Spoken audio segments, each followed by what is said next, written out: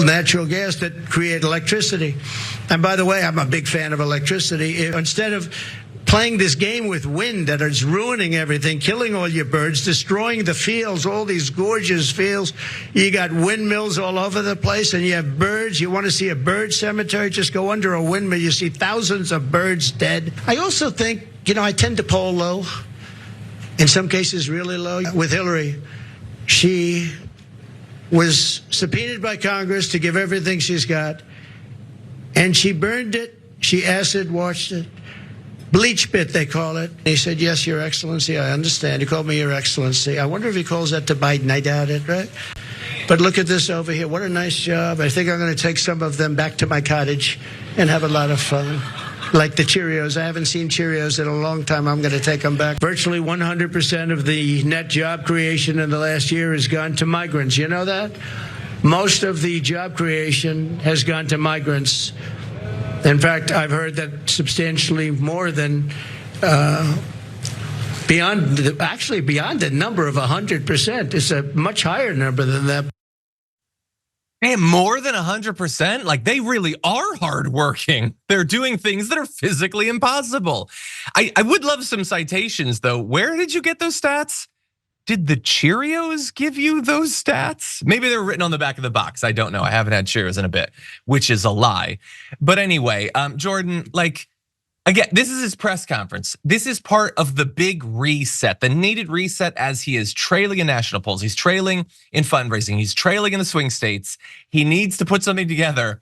And his new line, which isn't a new line, is thousands of dead birds, dead. A storm is tearing up the digital media industry. Only our audience can save us in these difficult times. Help us reach our goal of 100,000 new members at tyt.com/team. Maybe he's winning swing voters with this. What do you think? Well, I mean, if you're a single issue voter on bird graveyards, this does speak to something that comes up at your kitchen table every night. So I understand what he's doing there. It's a voting block that Harris and Biden just totally overlooked for the past few years. So smart play there. But on the press conference thing, he knows the media is twisting the knife on Harris not having a press conference yet. And you and I talked on the main show on Wednesday night why that is the case. First of all, they haven't rolled out their policies yet. She would want to do that in an event where she has total control over it. You don't roll out your policy platform at a press conference. You roll it out at a campaign rally. You want those sound bites at the beginning. You roll it out in advance of the convention, which is what Trump and the RNC did just before their convention. They rolled out the policies. So he has been running for 2 years. She's been running for a couple weeks. Let's be realistic here. Why? He is trying to exploit that because the media wants that. They know she wouldn't be able to answer specifics, so they get good clips that would air well.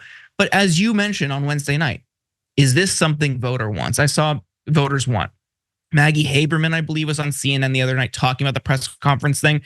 She even said, this isn't something voters actually care about. That's why he's doing this. So he goes up, vacuums up everyone's time by rambling for 45 minutes to an hour before asking questions. And then some of the questions were softballs. Like, Mr. Trump, you said that God saved you when you get shot. Why did he want to save your life? And his response was effectively, so I could save the world. Thank you.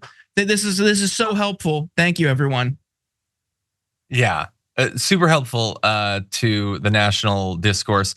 By the way, I assume there are some actual reporters there. There have to be. But I saw like Brian Stelter was posting about how he was rejected for it.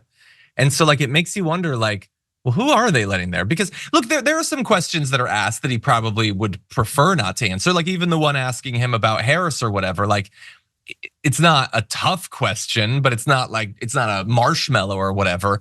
But yeah, look, the thing about it is I don't mind him doing these because I don't think this is winning over people. I think that this is, again, what he needs to do in this election is show people that he's something other than what he has been.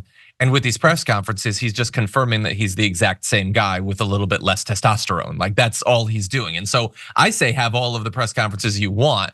And meanwhile, like we may not have the press conference with Harris or whatever, but she is rolling out her policies. We didn't even have to wait for the DNC. Like it's out there. We're going to be talking about it today on the show.